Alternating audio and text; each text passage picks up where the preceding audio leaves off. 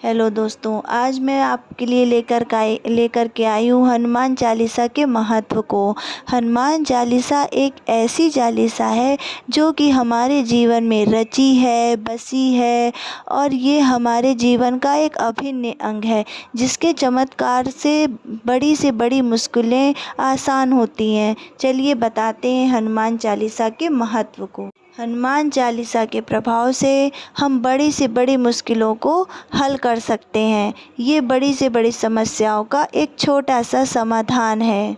आज हम आपको बताएंगे दुनिया के सबसे शक्तिशाली चालीसा, जिसका नाम है हनुमान चालीसा। इससे पहले कि हम चालीसा की बात करें तो इसमें चालीसा क्या है और इसका क्या महत्व है।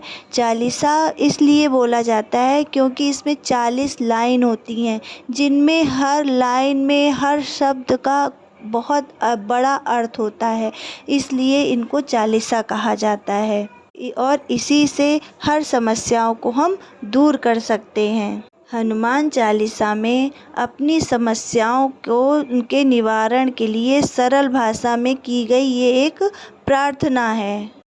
इसको चालीसा इसलिए कहते हैं क्योंकि इसमें 40 लाइन होती है। एक सरल भाषा में चालीसा लिखी गई है, जिससे कि जिनको संस्कृत नहीं पढ़ पाते हैं वो सरल भाषा में हनुमान चालीसा का पाठ कर सकें। हनुमान चालीसा ये तुलसीदास द्वारा लिखी गई है, इसलिए इसका महत्व सभी चालीसाओं में बहुत ही ऊपर रखा गया है। जैसे होती तो बहुत सारी शिव चालीसा होती हैं, दुर्गा चालीसा होती है, शनि चालीसा होती है, गायत्री चालीसा, लेकिन सभी चालीसाओं में अगर कोई भी सबसे महत्वपूर्ण चालीसा है तो वो हनुमान चालीसा है। अब मैं आपको बताती हूँ हनुमान चालीसा पढ़ने के नियम क्या हैं। नियम: हनुमान जी और उनके इष्ट राम भगवान मतलब राम दरबार के चित्र की पहले स्थापना करें, फिर एक दिया जरूर जलाएं। दिया जो होता है ये एक साक्ष्य होता है हमारी पूजा का, इसलिए कोई भी पूजा करने से पहले दिया अवश्य जलाना चाहिए। और भोग के लिए आपके पास जो है मिश्री है, गुड़ चना है या किशमिश है, जो भी है वो आपको चढ़ाना चाहिए। लेकिन हनुमान जी को भोग तभी लगता है जब उसमें तुलसी दल रखेंगे, तभी उनका भोग लगेगा।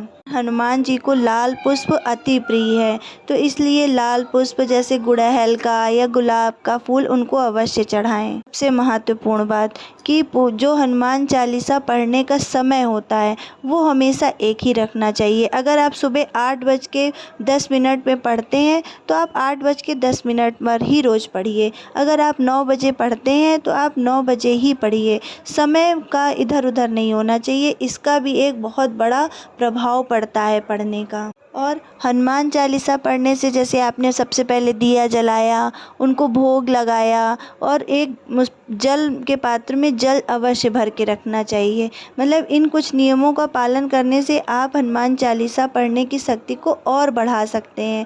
इसमें हर एक लाइन जो है लाइन नहीं है, ये एक मंत्र होते हैं। हर लाइन को एक मंत्र भी कहा जा सकता है, जो जैसी समस्या उस लाइन को उसी तरह से लाइन को बोल करके हम अपनी समस्या का निवारण कर सकते हैं इस हनुमान चालीसा से। मतलब हनुमान चालीसा की लिखी गई एक एक पंक्ति को हम मंत्र की तरह भी उच्चारण कर सकते हैं। मतलब जैसे कि हमारा पहली लाइन है कि हमें बल विद्या बुद्धि के लिए चाहिए, तो बल बुद्धि विद्या देहु मुहि हरहु कलेश विकार। हम इसको इस तरह मंत्र से भी कह सकते हैं, पढ़ सकते हैं, केवल 2 लाइनों का भी प्रयोग कर सकते हैं।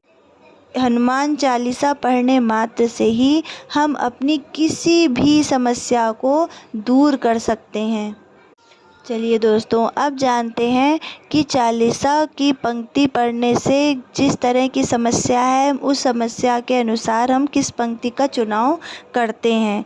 तो हर एक हनुमान चालीसा की किसी भी एक पंक्ति का चुनाव अपनी आवश्यकता अनुसार हम कर सकते हैं। जैसे शुरुआत कैसे करेंगे, जैसे नित्य प्रातः सुबह उठते ही तुलसी की माला पर मंत्र की तरह 3 से लेकर 11 माला तक आप उसी मंत्र का जाप कर सकते हैं।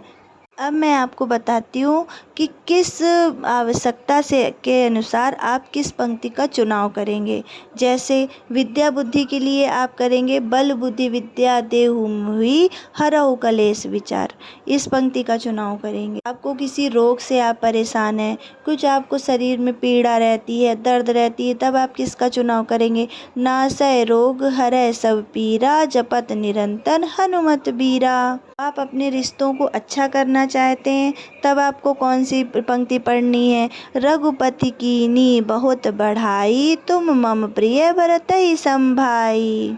तो दोस्तों, मेरे द्वारा बताए गए इस वीडियो में जानकारी आपको अच्छी लगी हो तो आप मेरे वीडियो को लाइक करिए, मेरे चैनल को सब्सक्राइब करिए और जिस नियम से मैंने बताया है आप उसी नियम के अनुसार पढ़ेंगे तो आपको ज़रूर फ़ायदा मिलेगा, आपकी सभी मनोकामना पूरी होंगी।